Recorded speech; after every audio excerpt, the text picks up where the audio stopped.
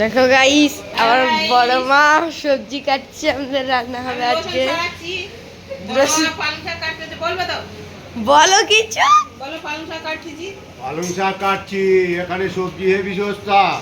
ও তাই পালং শাক, বেগুন, মূলো সব কিনে নিয়ে এসছি আমরা, নিয়ে এসে আমরা বানাচ্ছি। আর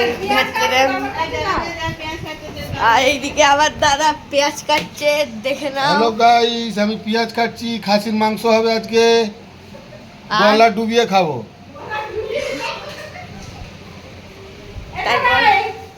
তারপর আমি ম্যাগি বানিয়েছি টিফিনের জন্য।